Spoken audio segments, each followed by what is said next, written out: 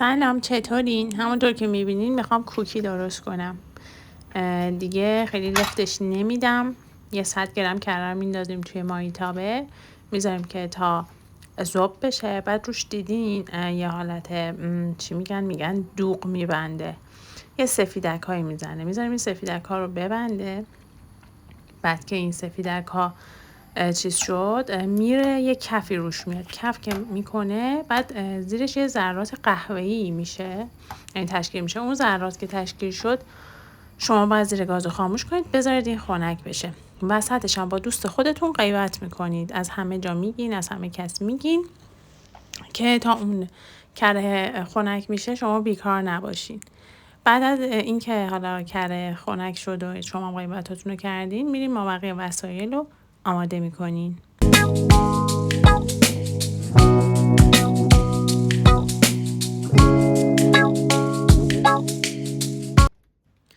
دیگه دوستتونم خیلی زحمت به خودش میده، یه کاغذ روغنی میندازه تو سینی، مثلا اومده بود کمک کنه. البته چرا فیلم برداری و اون انجام داد، یعنی فیلم گرفت از من و اینا، بنده خدا یه کارایی کردش. دیگه کاغذ روغنی میندازیم تو سینی فرو، میریم ما بقیه مواد رو آماده میکنیم. اون کره هم که داره خنک میشه.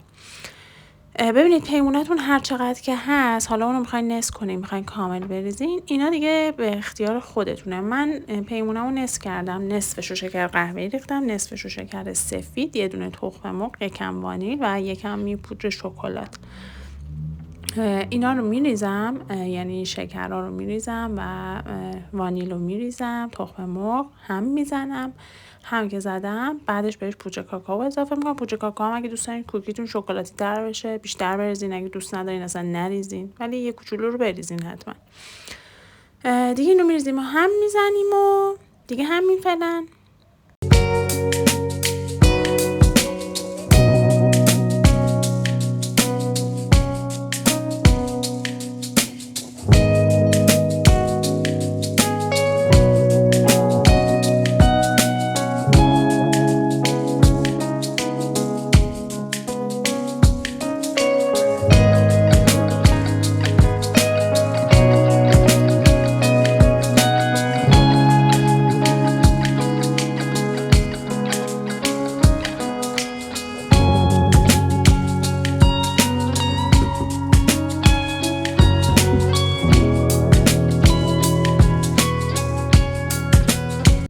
پودر کاکائو رو که ریختیم هم زدیم، بهش کره خنک شده رو اضافه میکنیم. اون ذرات قهوه‌ایش رو نمیریزیم، اونا ته ظرف میمونه، فقط همین مایع صافش رو میریزیم و اینو دوباره هم میزنیم. بعدش هم میریم سراغ آرد. آرد واقعیت اینه که من چشمی میریزم، اما تقریبا 2 پیمونه دیگه، حالا پیمونه بزرگم هست. آرد رو اضافه میکنیم، کم کم هم میزنیم تا به یه همچین بافتی که تو ویدیو هست برسه، یه بافت خمیری شکل. دیگه خودتون باید دستتون بیاد دیگه، چون پیمونه ها هم متفاوته. دیگه به این بافت که رسید یعنی اوکیه. بعدش میریم سراغ شکلات. شکلات چیپسی تلخ من ریختم، شما میتونید شیرین بریزین، و شکلات تخته‌ای تلخ.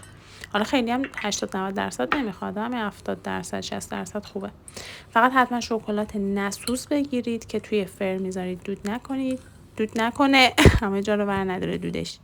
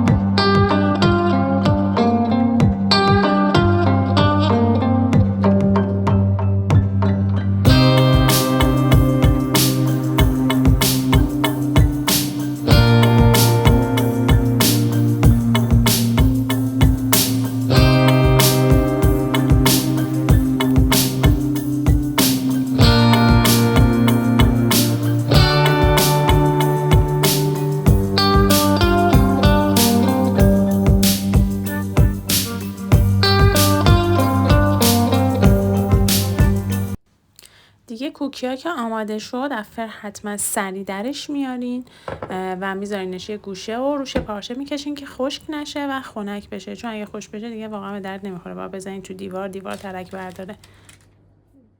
دیگه تا کوکیا خنک بشه اومدم یه قهوه درست کنم و من عاشق این کافی باری هم که خودم واسه خودم درست کردم. کنسول رو تبدیل به کافی بار کردم و واقعا این یه تیکه رو عاشقشم.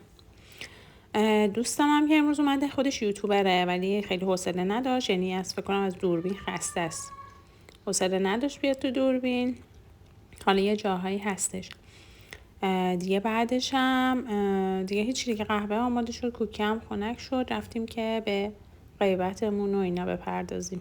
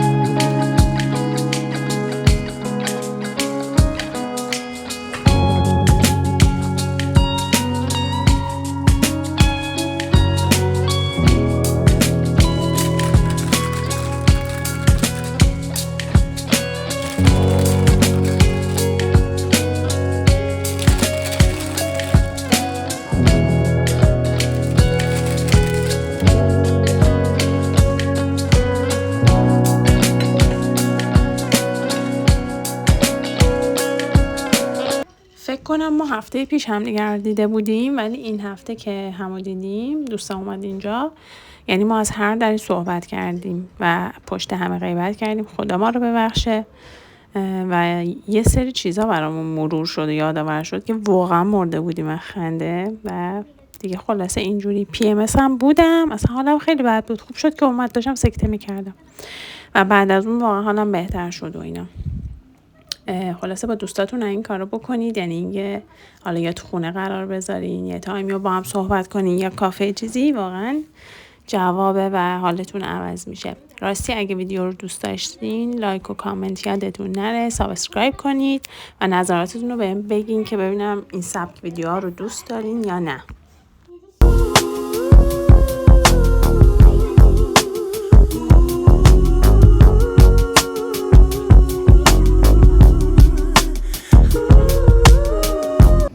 اینجا 2-3 روز بعده که ما تصمیم گرفتیم بیایم منیریه و من یه سری وسایل برای باشگاه میخواستم. دیگه اومدیم منیریه. قبل از اونم چون من نهار نخورده بودم، طبق معمول همیشه جمعه بود دیگه، جمعه معمولا من چیت میکنم. اومدیم اینجا یه فلافلی داره خیلی معروفه، از هر کم بپرسیم بهتون میگه پایین میدونه، و فلافل با ترشی و سس فرانسوی، انقدر خوشمزه است، واقعا مزه بهشت میده. دیگه نهار رو خوردیم، البته نهار که نبود، عصر و شام همه چی با هم بود.